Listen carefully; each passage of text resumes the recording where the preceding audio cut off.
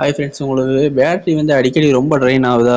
பாதி பேர்த்துக்கு இந்த பிக்சர் குவாலிட்டி அதிகமாக வைக்கும்போது இந்த 4K 2K வைக்கும்போதெல்லாம் டக்குன்னு பேட்டரி டவுன் ஆகும். அது எப்படி கட்டுப்படுத்தலாம்னு பார்க்கலாம் வாங்க.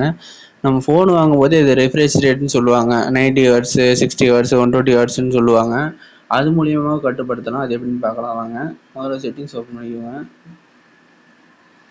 ஓப்பன் பண்ணோன்னா டிஸ்பிளேக்குள்ளே போய்க்கோங்க.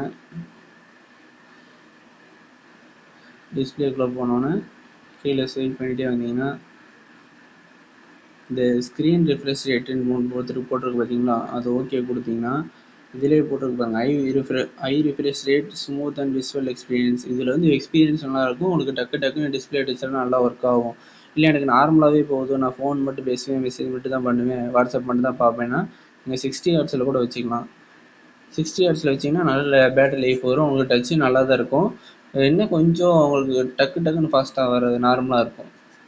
இங்கே ஆட்டோ வச்சுட்டிங்கன்னா அதுவே ஆட்டோமேட்டிக்காக செல்லே டிடெக்ட் பண்ணி லென்ஸ் மூலிமா டிடெக்ட் பண்ணி அதுவே கரெக்ட் பண்ணிக்கும். நீங்கள் இந்த மாதிரி வச்சுக்கலாம். 60 ஹெர்ட்ஸ் வச்சிட்டிங்கன்னா உங்களுக்கு கரெக்டாக இருக்கும் ரெண்டுக்குமே. ரெண்டாவது பார்த்தீங்கன்னா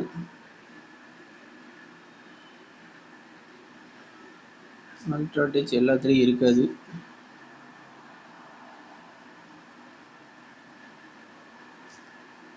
இங்கே பேட்டரி லேப்னு இருக்குது பார்த்தீங்களா, அதில் போயிட்டு இந்த 4 பேட்டரி ட்ரைனிங் ஆப்ஸ் டிடெக்டட்னு போட்டிருக்கு பார்த்தீங்களா. இந்த மாதிரி உங்களுக்கு எத்தனை ஆப் இருக்கோ அந்த மாதிரி உங்களுக்கு டிடெக்ட் பண்ணி காமிக்கும். பேட்டரி இல்லாட்டி பேட்டரி லேப்னு இருக்கும். அதுக்குள்ளே உள்ளே போனோன்னே இப்படி ஏதோ ஸ்கேனிங் பண்ணி காட்டும் உங்களுக்கு என்னென்ன ஆப் வந்து அதிகமாக பேட்டரி யூஸ் பண்ணுதுன்னு. இப்போ என்னோடதில் வந்து 4 காட்டுது. அது எப்படி நான் குறைக்கலான்னு பார்க்குற மாதிரின்னு இந்த பேட்டரி ஆப்டிமைசேஷன் கிளிக் பண்ணோன்னே இப்போ பேட்டரி வந்து அதிகமாக யூஸ் பண்ணுற ஆப்போட பேட்டரியெல்லாம் குறைக்கும். அவ்வளோதான். இப்போ பேட்டரி வந்து நல்லா ஒர்க் ஆகும். உங்களுக்கு டைமிங்கே இன்க்ரீஸ் ஆகிருக்கும் பாருங்கள். இப்போ முன்ன பார்த்ததோட டைமிங் இப்போ இன்க்ரீஸ் ஆகிருக்கும்னு நினைக்கிறேன்.